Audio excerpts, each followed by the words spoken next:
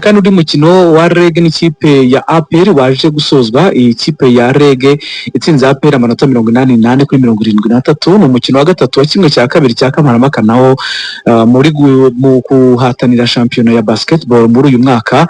Kuri ubu rero REG nayo ifite intsinzi ebyiri kuri imwe, ni uruhererekane rw'imikino ishobora kugeza ku mukino wa gatanu. Hanyuma rero mu bagabo ho ikipe ya RSSB Tigers yatsinze APR amanota 96 kuri 98. Umukino wa kane nabo bakinaga wa kimwe cya kabiri muri imikino ya Kamarampaka yo guhatanira shampiyona ya basketball muri uyu mwaka mu bagabo. Uyu ni umukino wabereye nawo muri Petit Stade. Hanyuma rero ikipe ya RSSB Tigers yasinganya na APR intsinzi ebyiri kuri ebyiri, ndetse zigomba no gutegereza umukino wa gatanu kugira ngo hamenyekane ikipe izerekeza ku mukino wa nyuma.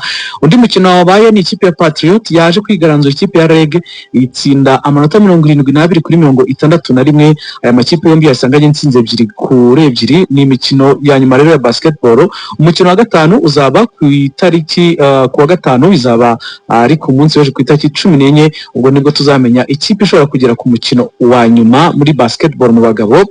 Mu mikino ya gicuti ikipe APR ku munsi w'ejo yabashe gutsinda ikipe ya Mathare United igitego kimwe ku busa.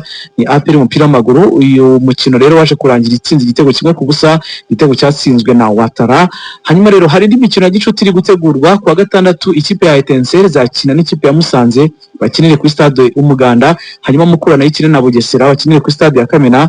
Mu gihe ikipe ya Sunrise nayo izakira ikipe ya Etoile de l'Est bagakinira kuri stade ya Nyagatare bakunda kwita Gorogota. Tujye muri cricket. Muri cricket ku munsi w'ejo rero u Rwanda rwaje gutsindwa umukino warwo wa mbere. Bari mu mikino yo gushaka itike y'igikombe cy'isi mu gimbi ziri munsi y'imyaka 19 muri mukino wa cricket. Iyi mikino rero irakomeza kuri uyu munsi hakinwa umunsi wa kane. Sierra Leone nakina n'Ubugande barakina ku kibuga cya mbere cya stade mpuzamahanga ya Gahanga. U Rwanda na Ghana nabo bagomba gukina kuri uyu munsi bakinire i Gahanga. Mu gihe kandi ikipe y'igihugu ya Mozambique n'iya Nigeria nabo bagomba gukina kuri stade mpuzamahanga ya IPRC ya Kigali. Ni imikino igomba gutangira mu kanya saa 3:30. Mu gihugu cya Tanzania bakinye icyo bitangao ya Jamil cyangwa se Community Shield. Ikipe ya Simba yaje gutsindwa n'ikipe ya Yanga kimwe ku busa, igitego cyatsinzwe na Albert Kanganwa itwarwa n'igikombe. Muri Maroc naho ikipe y'igihugu ya Maroc ntago yabyitwayemo neza, ni mu mikino y'igikombe cya Afrika cy'abagore, kuko Cameroon yaje kuyitsinda kuri penalty 3-1 itinagira ku mukino wa nyuma. Cameroon ni ku nshuro ya kane igeze ku mukino wa nyuma, ariko izo finali zose yakinnye uko ari 3 ntiyabashije gutwara igikombe na kimwe. Hanyuma indi kipe yakoze amateka ni ikipe ya Malawi, kuko yaje gusezerera ikipe ya Algeria itsinze ibitego 3-1 itinagira ku mukino wa nyuma, ari nabwo bwa mbere ihageze. Umukino wa nyuma uzaba ku cyumweru ku itariki 16. Umukino kandi ikipe ya Malawi izaba ishaka gutwara igikombe cyayo cya mbere, ni mu gihe kandi na Cameroon nayo ishaka gutwara igikombe cyayo cya mbere. Muri finali 3 imaze gukina, izaba igiye gukina iya kane. Icyakora nuko amakipe ane yageze muri kimwe cya kabiri, ubwo ni Cameroon, igihugu cya Malawi, Maroc ndetse na Algeria. Aya makipe yose yamaze kubona itike itaziguye ibemera gukina imikino ya nyuma y'igikombe cy'isi mu bagore. Ni imikino izabera mu gihugu cya Brazil mu mwaka 2027 nyine. I Burayi umwaka w'imikino umuntu yavuga ko uwatangiye kubera ko twarebye finali nziza cyane ya Super Coupe. Ikipe ya Paris Saint-Germain yaje gutsinda ikipe ya Aston Villa itsinze ibitego 2-1. Aston Villa niyo mu Bwongereza. Mu mukino wahuje amakipe yombi yamamaza n'ubukerarugendo bw'u Rwanda binyuze muri gahunda ya Visit Rwanda, wabereye kuri Red Bull Arena mu mujyi wa Salzburg mu gihugu cya Autriche. Umukuru w'igihugu Perezida Paul Kagame yakurikiye uyu mukino. Ikipe ya Paris Saint-Germain yase ibyitwaramo neza rero. Hanyuma mu yandi makuru agezwe nuko umunya-Espagne yitwa Xavi Hernandez yakiniye ikipe ya Barcelona ndetse anayibera umutoza. Yamaze kugirwa umutoza mukuru w'ikipe y'igihugu y'Ubuholande kugeza muri 2030, asimbuye Ronald Koeman. Yanavuze kandi ko yishimiye gutoza iyi kipe. Hanyuma reka dusoreze ku ikipe ya Inter Miami ikinwamo na Leo Messi, yamaze gusezererwa muri League Cup. League Cup ni irushanwa rihuza amakipe yo muri Amerika ndetse no muri Mexique. Yaje gutsindwa ibitego 2-1 bituma Leo Messi wanapfushije umubyeyi mu minsi yashize ahita asezererwa basizwe ibitego 3-2. Olivier tuyishimiye, murakoze cyane. Mukanya n'imyidagaduro. Murakoze cyane.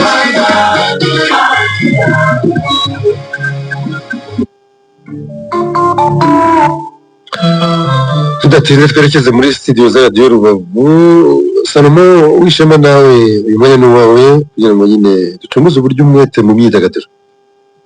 yego rakoze cyane GDS. Reka mu myidagaduro tubabwire ko umushoramari Karomba Gael uzwi cyane nka Coach Gael muri muzika nyarwanda ndetse no gushora imari mu muziki w'u Rwanda, uyu nguyu yashimiye Bruce Melody byimazeyo mu gihe kingana hafi n'imyaka igera kuri 5 bamaze bakorana muri 155 AM. Ni mu kiganiro rero yagiranye n'igihe Culture, Coach Gael akaba yavuze ko batangiye kuganiza Bruce Melody ku kijyanye no kuba bakomeza gukorana mu gihe amasezerano yabo asa n'ari kugana ku musozo.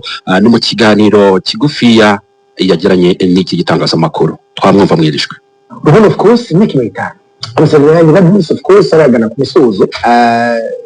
So nibaza ko right now ntandi no mu ikipe ntandi ikipe besharana n'abagent k'umukinnyi ora so to extending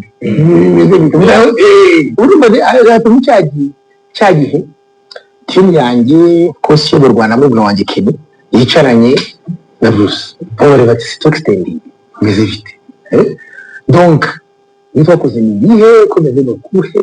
So rero ntawabihisha abantu bazi kubara ko imyaka 5 igeze, but twebwe nitwakorera Bruce muri imyaka 5 ni ibintu twishimira cyane, ntabwo ari ibintu twakwifuza gutakaza, ariko at the end of the day ibyo byose bizava muri iyo nama tuzabyakira.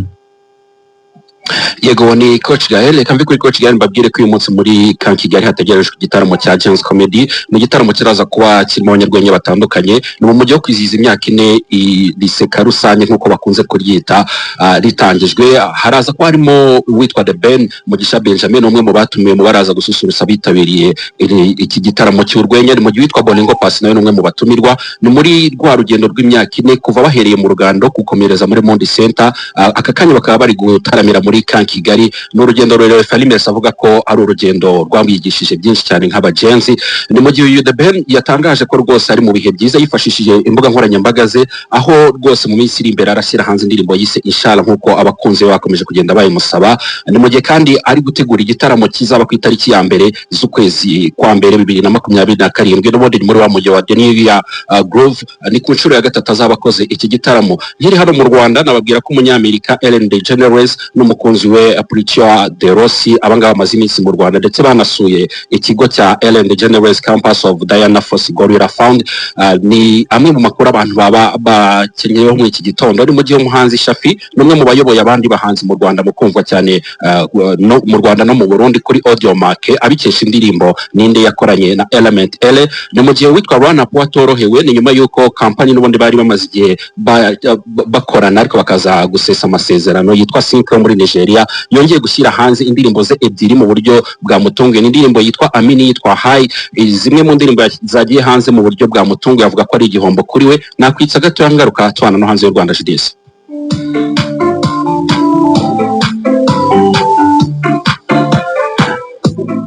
Hanze y'u Rwanda umuhanzi Joshua Baraka niwe uzaririmba mu gitaramo Amstel Bright Carnival kigomba kubera mu gihugu cy'u Burundi. Yashimbujwe Diamond Platnumz. Ni igitaramo kizaba ku munsi wo kwa gatandatu tariki 15 z'ukwezi kwa 8 umwaka turimo. Ni nyuma yuko byari byatangajwe ko Diamond Platnumz ari uzarimba muri iki gitaramo, ariko byatunguranye kubona Joshua Baraka ariwe uzatarama muri iki gitaramo. Ni mu gihe Harmonize nawe afite igitaramo kigomba kubera mu Burundi ku itariki 22 z'ukwezi kwa 8 umwaka turimo, yitwa Trey Songs. Uyu nguyu yamaze kugera muri Tanzania, hafite igitaramo ku munsi w'ejo. Ni igitaramo azahuriramo n'abarimo BNX Buju wo muri Nigeria ndetse na Kabza De Small wo muri Afrika y'Epfo, yewe na Mbosso na G nako. Igitaramo gitegerejwe ku munsi w'ejo, yari hageze Dar es Salaam muri Tanzania. GDS urakoze cyane Salomo, umunsi mwiza.